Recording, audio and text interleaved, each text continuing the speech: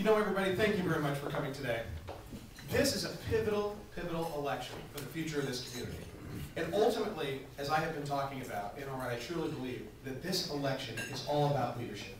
It's about leadership and the energy to take Federal Way to the next level. I believe and I have a vision for the future of this community that we should be a leader in this region. There is no reason why Federal Way, where it's positioned geographically, where it's positioned in the marketplace, should not explode with growth. Now, the leadership that I'm talking about really is emblematic of what occurred a year ago. Now, a year ago, we had an opportunity, one of the biggest events that has occurred in Federal Way political history, if not a turning point in the history of the political leadership of this community. And that is whether we should have this office, whether the community, you, and everybody else, the 80,000 people that live in this community, nearly 90,000, should be able to vote for the office of elected mayor. Now, as many people in this room know, I took a lot of heat for taking the reins of that campaign and leading it, but I did so because I believed in it, and I believe that we need executive leadership in this city. I like Skip, we've known each other for many years, but he sat on the sidelines and did not take a position on a critical point on the issue of whether we should have a city administrator.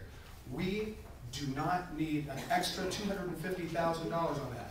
Skip has taken 4 different positions on whether we should have a city administrator.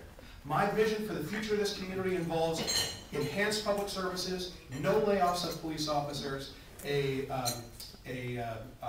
police substation at the Sound Transit Garage, a plaza, a sense of center in this community. Instead of throwing 45-story towers in the air that absolutely makes no business sense, what we should be doing is recruiting businesses, living wage jobs, community college, and take a page from the example of Tacoma's Renaissance 20 years ago. It's ironic, isn't it, that 20 years ago, UW-Tacoma opened, and how Tacoma flowered. That's what we can do here. Thank you.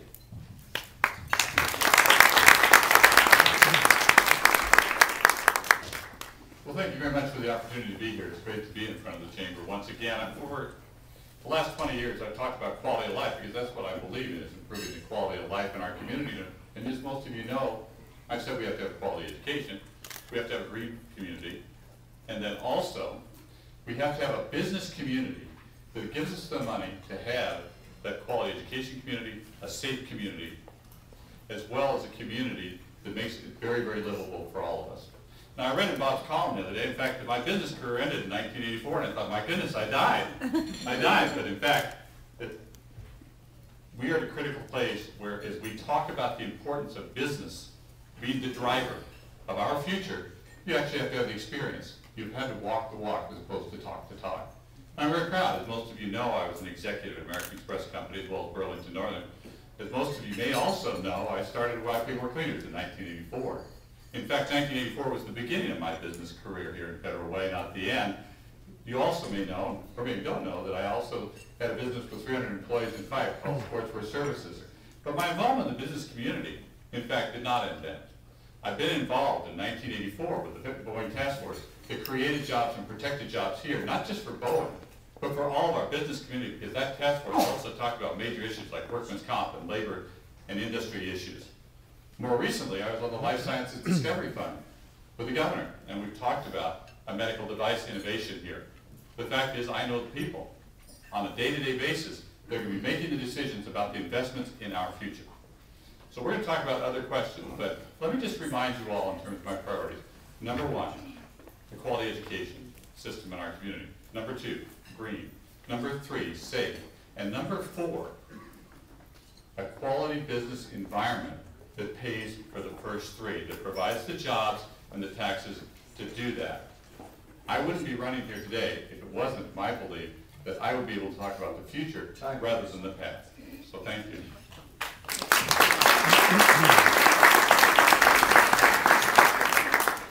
Okay, so from this point forward, if you would hold your applause until we get to the very end, we'll get through a lot more questions. So thank you for that.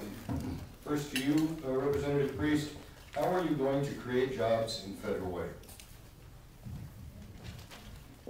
Well, I think we've all talked about the importance of creating a quality business environment. Now, obviously, that means, number 1, that you have to have a city that responds to small businesses and new businesses that are reaching out and saying, we need help. Not often And unfortunately, sometimes that doesn't happen.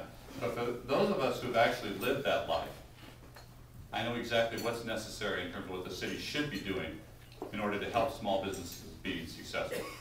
Number two, there are 4 areas, very quickly, that we need to look at. Number one is we have to recruit back some of those jobs that were outsourced that we had here in our community, like Capital One. Number two, we've talked about the medical device. That's the type of innovative approach that I think is very, very important.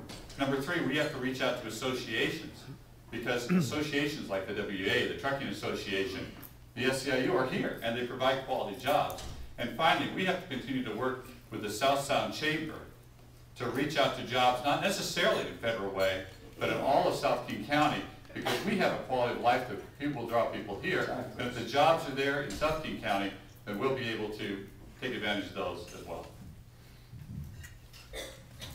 You know, a reputation is a very difficult thing to change, but we need to create a culture and a reputation of Federal Way is not only open for business, but to keep business here.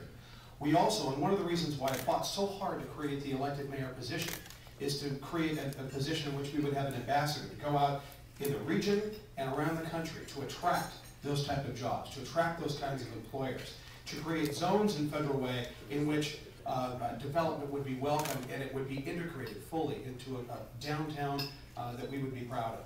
But we also need to create a culture in City Hall. Time, please. Thank you. Hang on to the mic, Phil. Do you support city funding for human services? I do. Human services are a very important aspect of what the city does. It affects people all across the spectrum. I've spent my life helping people as a King County prosecutor and somebody who actually, I head up the unit of the domestic violence court of the King County Prosecutor's Office. And so it touches out and it figures out into every bit of our community. And so we've got people on the Human Services Commission that do yeoman's work as far as going through all the recommendations and all the funding needs. There's a great deal of need in our community, and we need to make sure that we're there to meet that need and to prioritize those and look for innovative ways and look for new organizations and streamlined processes as they are now. We need to make sure that the money we have, though, is spent effectively and creatively to where we put that money to its best use. Thank you. Well, I absolutely believe in protecting the safety net. It's not surprising that I have that great compassion and passion for that since I've been on the board of the Multi-Service Center the last 7 years, an organization that, thanks to Councilmember Duclos and so many others, has provided that very important safety net in a very, very thoughtful and cost-effective way. So we need to continue the safety net. That's part of the quality of life that I talked about in the beginning of the presentation. Representative Priest, do you plan on loosening the sign restrictions for businesses, especially along Pacific Highway? That has not been an issue that has been brought up to me. As most of you know, I authored the sign code some 15 years ago. We worked very closely with business at that time, and in fact, loosened the restrictions that the first council had put on the signs in our community. I'm always open to promoting new business, and if there's a way that we could do that in a positive and thoughtful way. At the same time, compared to what it looked like 20 years ago, which was a forest of huge signs, I'm very proud of the work that Mary Gates and I and other members of the council did to make our community look like the community that we all want to live in.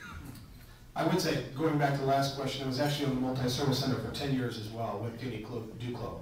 Let me say that the sign code, in many respects, did a lot of damage to the business community. It was done in a manner that I think really harmed a lot of businesses. We need to make sure there actually has been a lot of movement at the city about the sign code, and I can understand why Skip hasn't following it. He's been down in Olympia.